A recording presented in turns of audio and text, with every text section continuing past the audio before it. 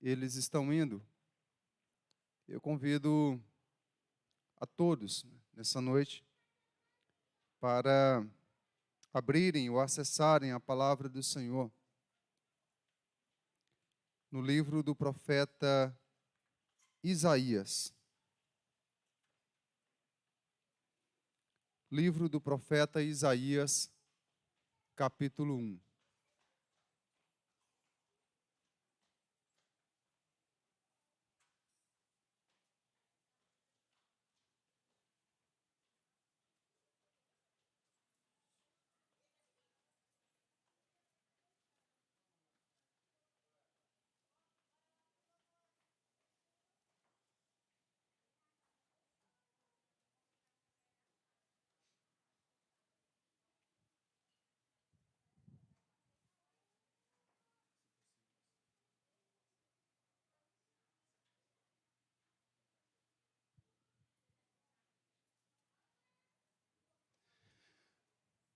Todos que encontraram, digam amém.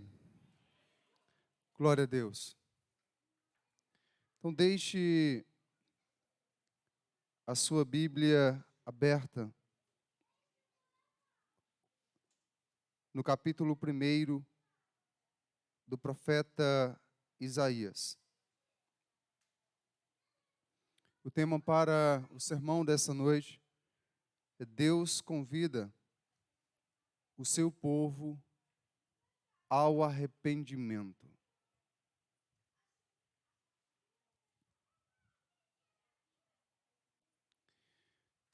Eu quero começar esse momento fazendo uma pergunta a todos que estão aqui, aos que nos acompanham pela transmissão. Espero que você não se sinta constrangido, não é este o propósito. E que também não venha sentir algum receio ou medo pela pergunta.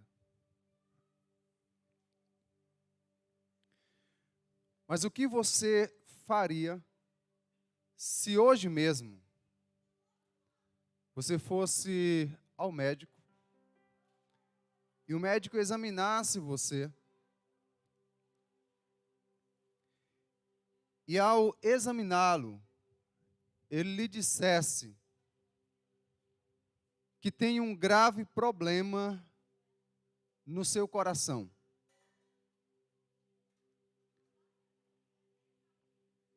E que, se não operar de imediato, esse problema pode levar o seu coração a parar a qualquer momento e causar a sua morte.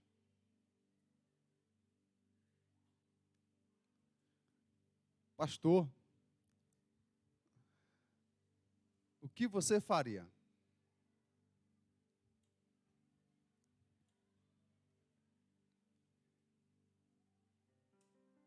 O Deus Todo-Poderoso, o único que é Senhor dos senhores, que é Rei dos reis, o único que é eterno, o único que é santo, santo, santo,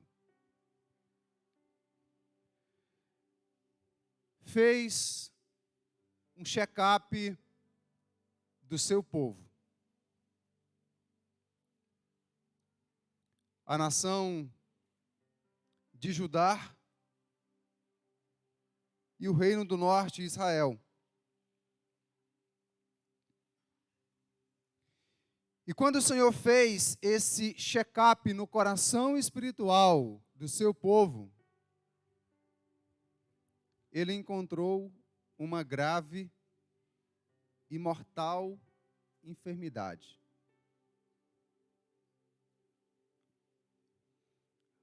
Uma enfermidade que todos nós conhecemos, chamada de pecado. E ao fazer esse check-up espiritual, o Senhor nos mostra que aquela enfermidade estava tão visível e escancarada na vida diária do povo que carregava sobre si o nome santo do Senhor, que o próprio Deus chegou a declarar: eu não posso suportar mais isso diante dos meus olhos. E então, no verso 18 do capítulo 1 do profeta Isaías, o Senhor diz: venham, pois, e vamos discutir a questão.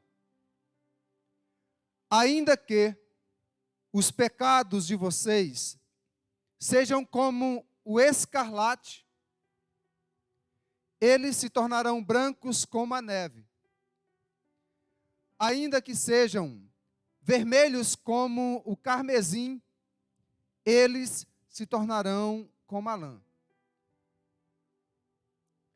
Se estiverem dispostos e me ouvirem, vocês comerão o melhor desta terra.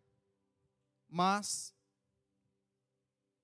se recusarem e forem rebeldes, vocês serão devorados pela espada, porque a boca do Senhor o disse. Você sabe qual é o maior chamado das Escrituras? Você sabe qual é o maior convite das Escrituras? Você sabe qual é o maior imperativo que se encontra na Bíblia Sagrada? Não é sejam abençoados. Não é sejam prósperos. Não é sejam felizes. Não é sejam notáveis. O maior imperativo que nós encontramos na Bíblia Sagrada é: arrependam-se. Arrependam-se. E porque esse é o maior imperativo, é porque essa é uma necessidade de toda a humanidade. Porque todos, absolutamente sem distinção, caíram em pecado, foram contaminados pelo pecado. Por isso, arrependam-se é o maior imperativo das Escrituras Sagradas. Na verdade, logo após Jesus Cristo ser batizado e iniciar o seu ministério, o seu primeiro sermão, a sua primeira mensagem foi: arrependam-se, porque é chegado o reino dos céus. Quando nós falamos sobre pecado e a necessidade de arrependimento, muitas pessoas se sentem desconfortáveis, porque não é um tema agradável de se ouvir, não é um tema que aconchega os nossos ouvidos. É sempre algo que nos confronta. Mas não foi o homem quem nos convidou ou quem ordenou. Foi o próprio Deus. Arrependam-se. Pastor, mas como, de que forma o povo de Deus estava vivendo naquele momento que fez com que o Senhor convidasse toda a nação a se apresentar diante dele, a conversar com ele e a se arrepender? O Senhor diz que ainda que os pecados deles estivessem como escarlate, ainda que fossem vermelhos como o carmesim, seriam purificados. De que forma o povo estava vivendo? É o próprio Senhor quem nos revela isso. Eu convido você agora a voltar os seus olhos ao versículo 2 do capítulo 1 de Isaías.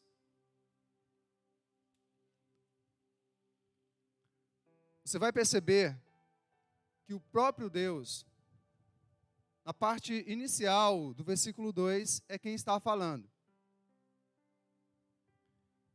E a sua palavra é esta: escutem, ó céus, e ouça, ó terra, porque o Senhor é quem fala.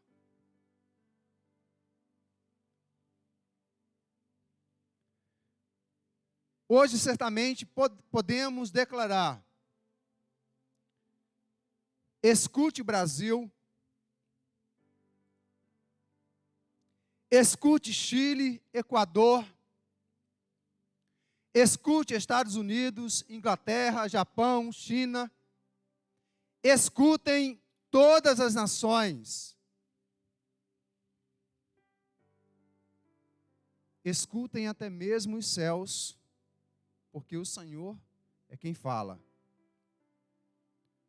Não é o profeta Isaías, não é o pastor Fábio, não é nenhum homem desse planeta. É o Senhor quem fala. E o que o Senhor está falando? Primeiro, o Senhor vai mostrar o porquê, a necessidade, a razão pela qual Ele convida o seu povo ao arrependimento.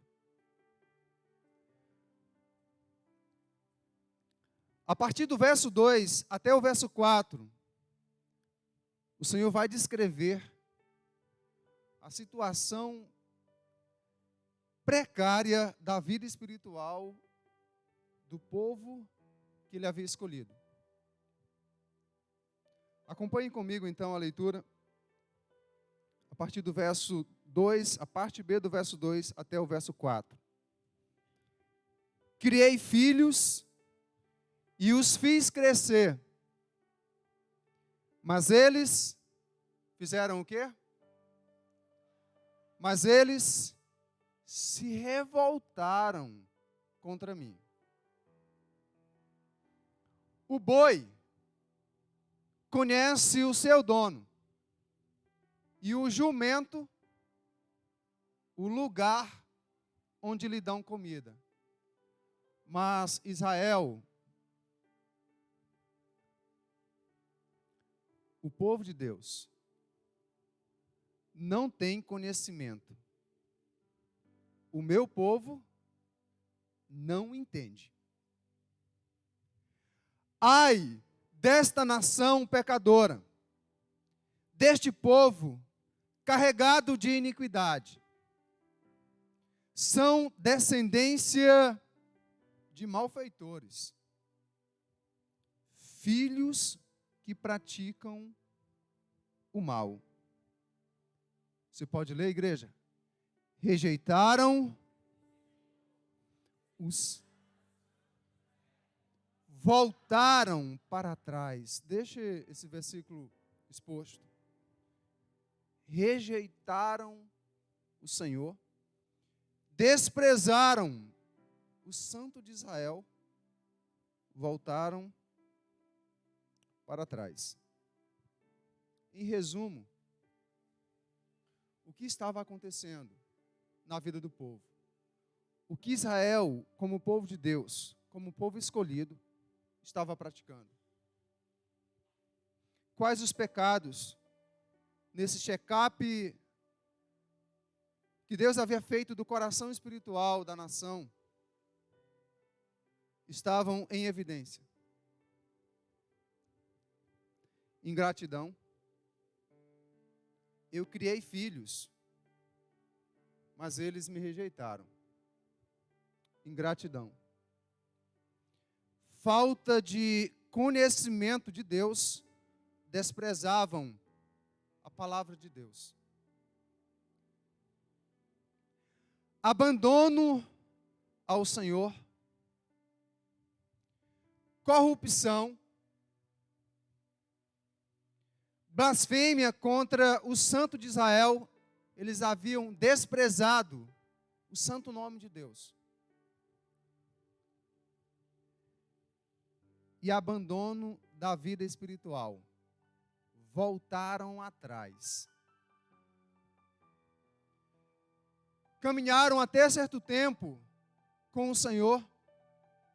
Andaram até um certo período na presença e nos caminhos do Senhor.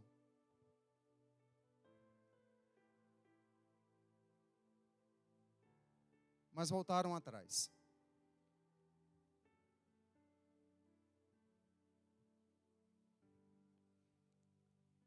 Mas e hoje? Como está o Israel de Deus hoje?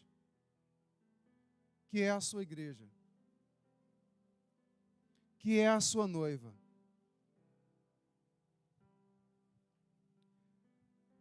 Há ingratidão? Infelizmente há.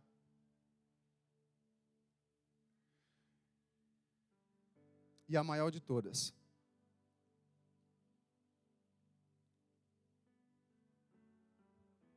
Porque o Filho unigênito derramou todo o seu sangue em uma cruz, há 2000 anos atrás.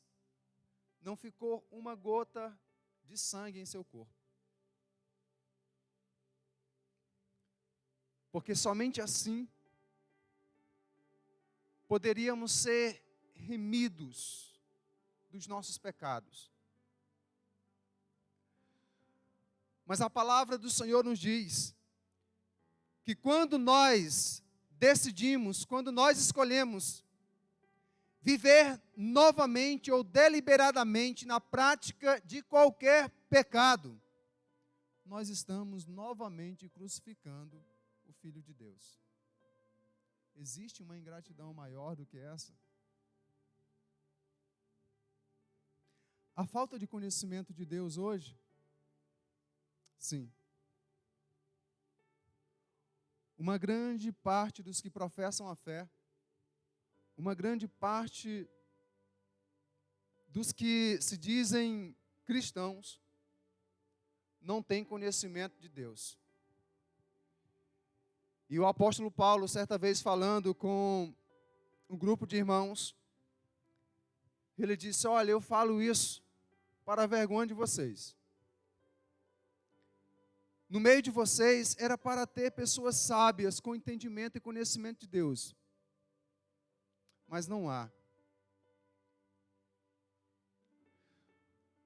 Muitos são incapazes de descrever ou de falar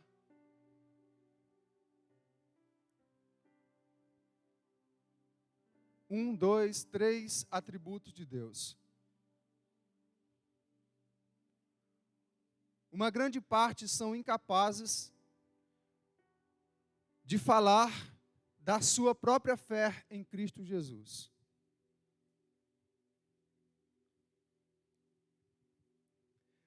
A grande maioria permanecem sem nunca terem lido a palavra do Senhor pelo menos uma vez. E é por isso que há uma grande falta do conhecimento de Deus.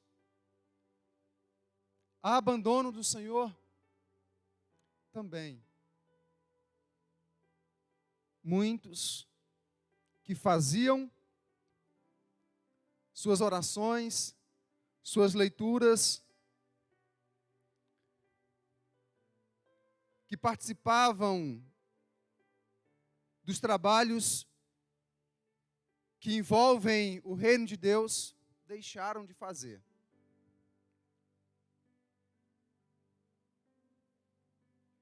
A corrupção, infelizmente, muitos que carregam ou que carregaram sobre si o bom nome do Senhor também enveredaram pelo caminho da corrupção. A blasfêmia, sim. Muitos que abandonaram o Senhor não se contentaram apenas com esse pecado. Passaram a falar mal do nome de Deus, a zombar do santo nome de Deus. Há abandono da vida espiritual? Sim. E qual a advertência? No livro, ou na carta aos Hebreus, no capítulo 10, no final do capítulo 10, o Senhor fala a respeito do seu justo. E o Senhor diz que o seu justo viverá pela fé. Mas se ele retroceder, se ele voltar atrás, a alma do Senhor não terá prazer nele.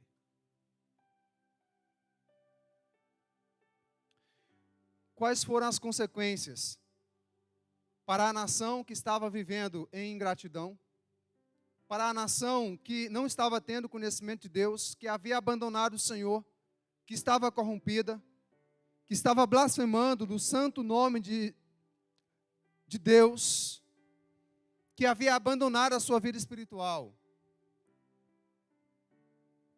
Quais consequências vieram?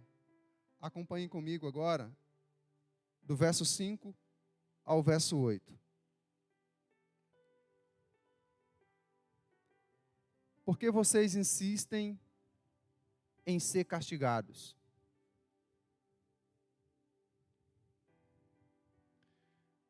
Porque continuam em rebeldia. A pergunta que Deus faz, ela está dentro de um contexto. O profeta Isaías, ele escreve esse livro aí por volta do ano 700 antes de Cristo. Por volta do ano 605 antes de Cristo, Deus levantou um exército inimigo, liderado por Nabucodonosor, que invadiu especialmente a região sul do país, Judá. E eles causaram um grande estrago.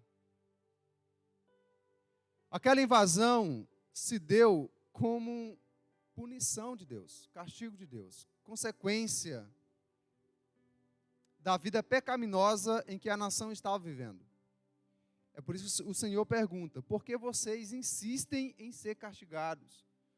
Mesmo depois de toda essa situação, por que continuam em rebeldia diante de mim? Toda a cabeça está doente e todo o coração está enfermo. Desde a planta do pé até o alto da cabeça não há nada são, a não ser feridas, contusões e chagas abertas. Umas e outras que não foram limpas, nem atadas, nem tratadas com azeite. A terra de vocês está devastada. As cidades foram consumidas pelo fogo. Quanto às lavouras, os estrangeiros as devoraram na presença de vocês. E a terra se acha devastada como uma destruição feita por estrangeiros. A filha de Sião foi deixada como cabana na vinha, como choupana no pepinal, como cidade sitiada. A nação estava em ruína. as famílias praticamente destruídas. Mas, infelizmente, mesmo assim, o povo continuava ainda em rebeldia, andando na contramão da vontade, da lei, dos princípios que Deus havia estabelecido para eles.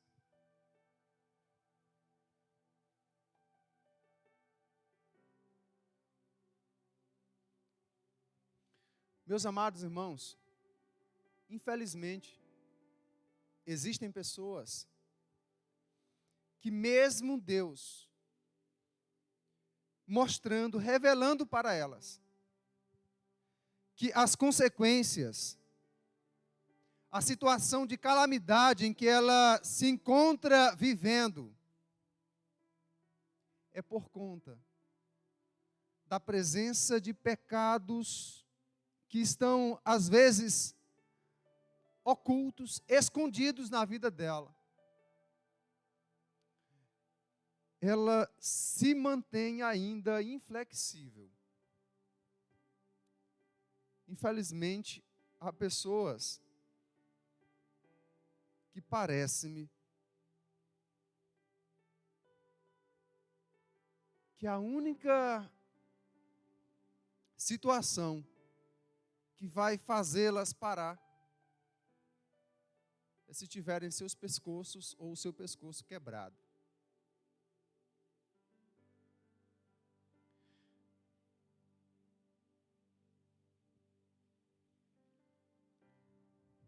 Observe comigo o verso 9 do capítulo 1. Porque apesar de todas essas consequências que Deus trouxe, ou que o Senhor permitiu vir por conta dos atos pecaminosos da nação, mesmo assim, Deus ainda mantinha a sua misericórdia. Vamos ler juntos esse texto?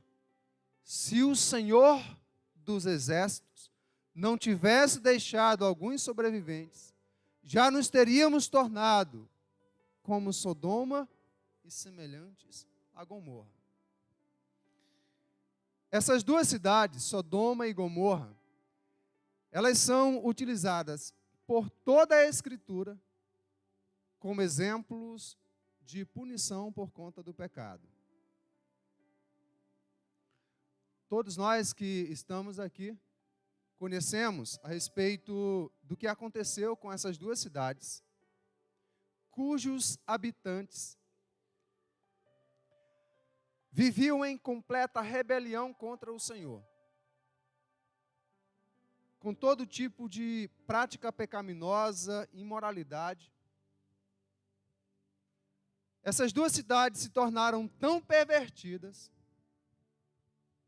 que Deus, em conversa com o seu servo Abraão, disse que se ali fossem encontrados 5 pessoas justas que estavam vivendo uma vida agradável a Deus, bastava apenas 5 pessoas. Deus não destruiria. Mas não foi encontrado. E agora, o Senhor traz à memória do seu povo aquele acontecimento. E através do profeta Isaías, ele declara: olha, se não fosse a misericórdia do Senhor, se Deus não tivesse usado de graça e misericórdia para conosco, apesar dos nossos pecados, nós estaríamos em pó e cinza, como as duas cidades de Sodoma e Gomorra. Meus amados irmãos, louvado seja o Senhor, porque essas misericórdias são eternas. Elas não têm fim. Diz a Escritura Sagrada, lá em Lamentações de Jeremias, capítulo 3, que elas se renovam todas as manhãs. Se não fosse, não existiria Brasil. Não existiria mais nenhuma nação. Mas são essas misericórdias que têm nos poupado da destruição.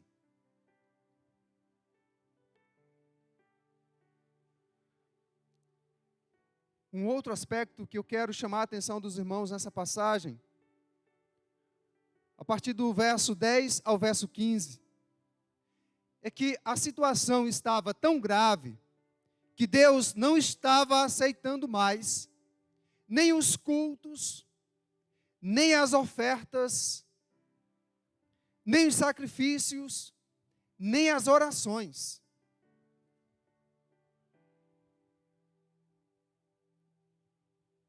Acompanhe comigo então a leitura, a partir do verso 10. Príncipes de Sodoma, escutem a palavra do Senhor. Aqui Deus, olhando para a situação de pecado, Deus diz, olha, vocês são dignos, merecedores, que eu os chame como os moradores, os habitantes de Sodoma. Príncipes de Sodoma, escutem a palavra do Senhor. Povo de Gomorra, dê ouvidos à lei do nosso Deus. O Senhor diz, de que me serve a multidão dos sacrifícios que vocês oferecem? Estou farto dos holocaustos de carneiros e da gordura de animais cevados. Não me agrado do sangue de novilhos, nem de cordeiros, nem de bodes. Quando comparecem diante de mim, quem requereu de vocês esse pisotear dos meus átrios? Não me tragam mais ofertas vãs. O incenso é para mim abominação e também as festas da lua nova. Os sábados e a convocação das assembleias, não posso suportar iniquidade associada à reunião solene. As festas da lua nova e as solenidades, a minha alma as odeia. Já são um peso para mim. Estou cansado de suportá-las. Quando vocês estendem as mãos, eu fecho os meus olhos. Sim, quando multiplicam as suas orações, não as ouço. Porque as mãos de vocês estão cheias de sangue.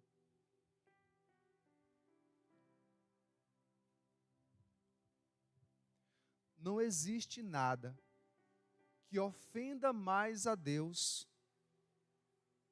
do que os nossos pecados.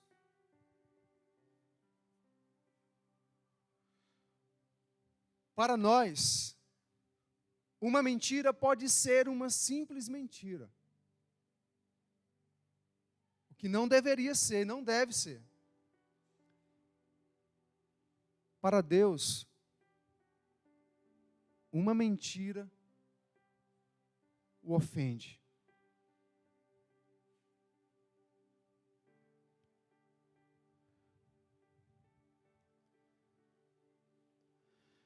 Para muitos, o adultério pode ser algo vantajoso para homens que gostam de se gabar. Mas isso é uma tremenda de uma ofensa contra Deus.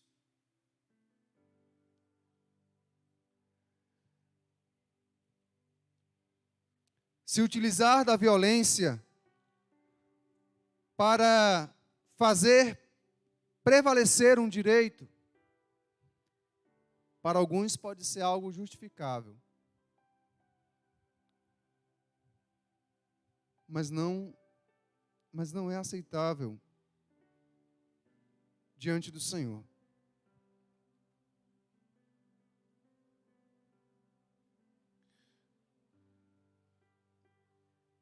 Semana passada, um jovem chegou até mim e me fez um pedido de ajuda. O pedido dele, muito nobre. A ajuda seria para retornar ou conseguir fazer a devolução do seu dízimo e entrega de ofertas no culto.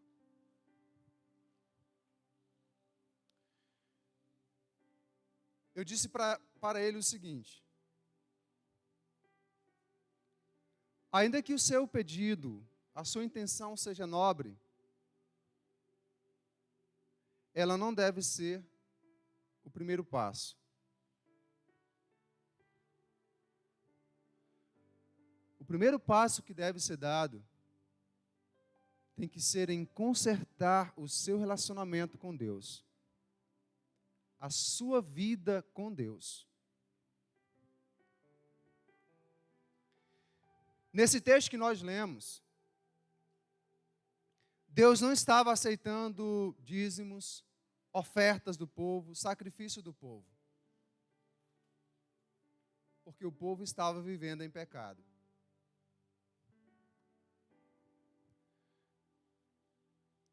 Deus não se permite ser zombado.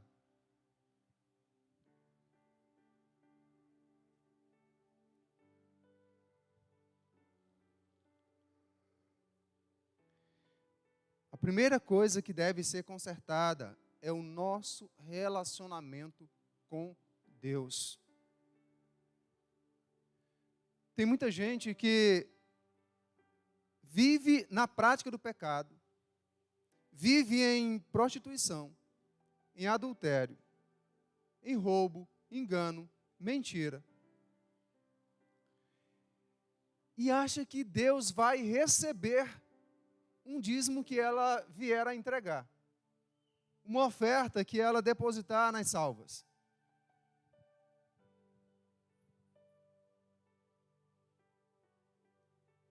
Deus não recebe. Um exemplo claro nas Escrituras é quando os dois irmãos vão entregar uma oferta para Deus. Caim e Abel levam a oferta diante do Senhor. Deus recebe a oferta de um e rejeita a oferta do outro.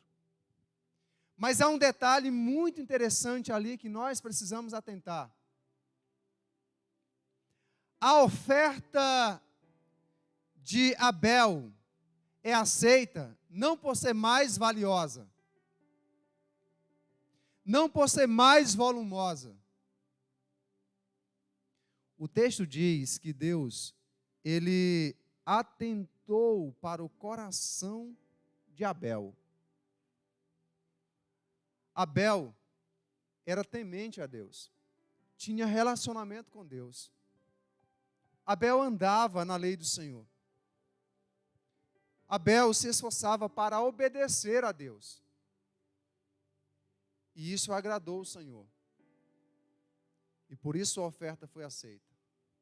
A oferta de Caim foi rejeitada. O texto bíblico diz que Deus não atentou para Caim e nem para a sua oferta. Porque o coração dele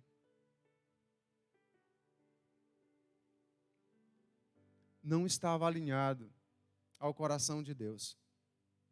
Suas práticas, sua conduta não tinha a aprovação do Senhor.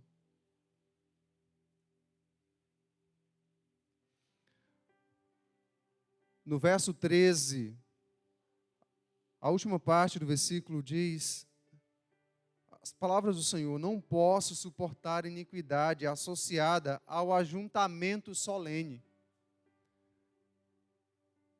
Tem pessoas que elas pensam o seguinte: Não, eu fui no culto, eu fui na missa e está resolvido o problema.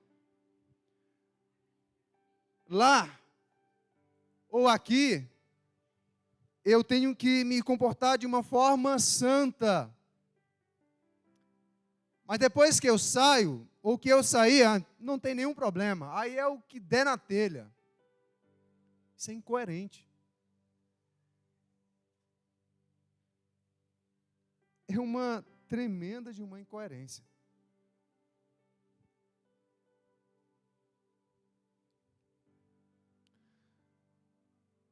O ajuntamento deve ser santo.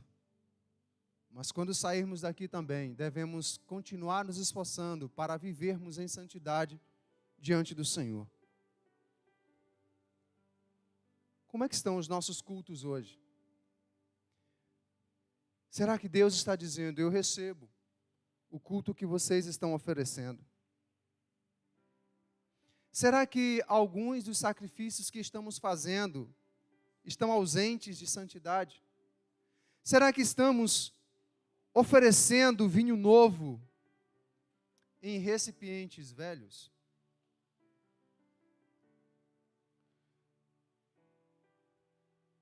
Meus amados, é justamente por conta de toda essa situação que Deus chama o povo ao arrependimento. Volte seus olhos mais uma vez ao texto bíblico, versos 16 e 17. Lavem-se e purifiquem-se. Tirem da minha presença a maldade dos seus atos. Parem de fazer o mal. Aprendam a fazer o bem. Busquem a justiça. Repreendam o opressor. Garantam o direito dos órfãos. Defendam a causa das viúvas.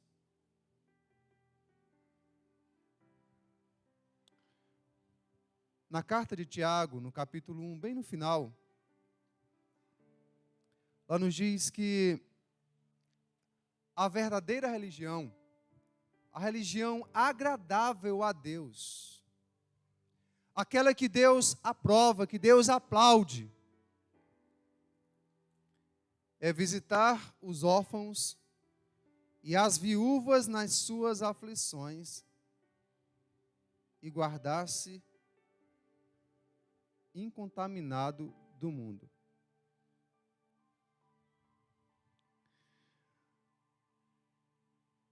Nós vivemos dias tão terríveis em nossa nação, em que o direito é prevaricado, o direito daqueles que realmente são dignos dele é tirado.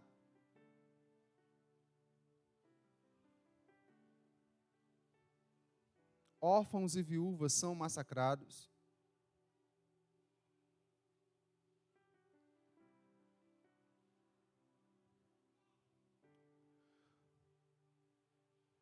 Deus nos chama ao arrependimento.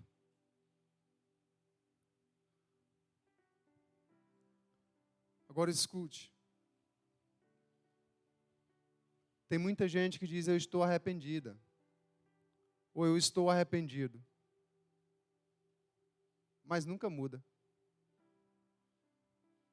As atitudes permanecem as mesmas. Há 5, 10 anos atrás, ela disse que estava arrependida. E 5, 10 anos depois, as atitudes continuam as mesmas. Nunca houve um arrependimento sincero em uma vida que nunca mudou. Alguém que vivia na prostituição e um dia disse, eu estou arrependido disso aqui, mas continua, então não houve arrependimento.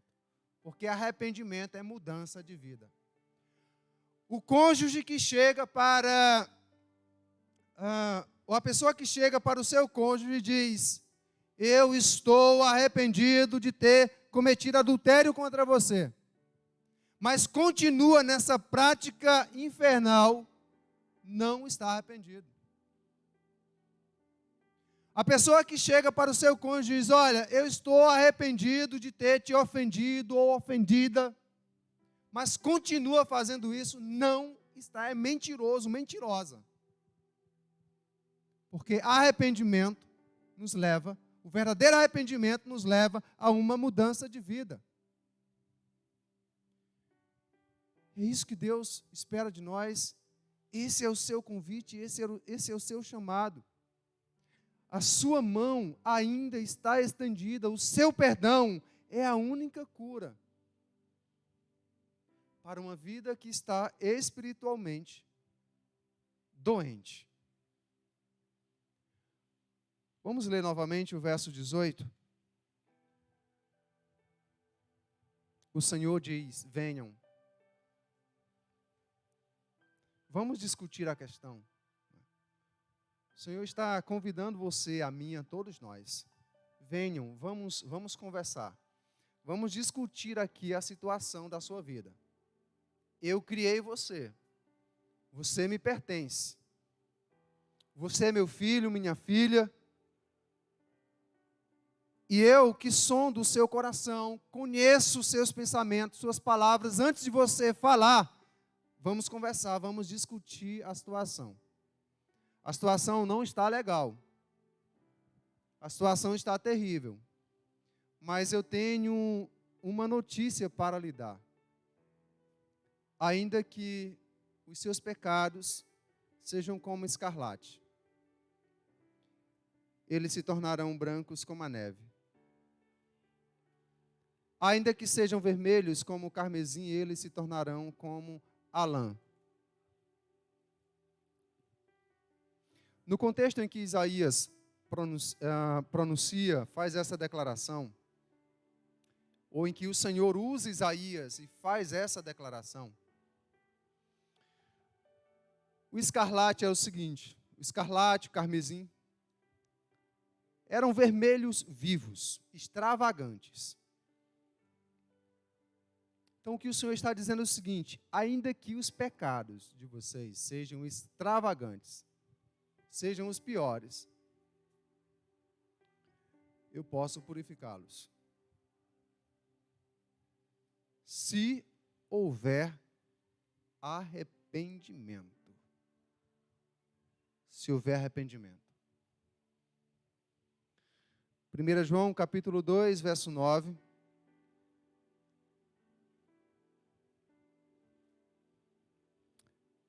Capítulo 1, 1 João capítulo 1, verso 9, tá bom?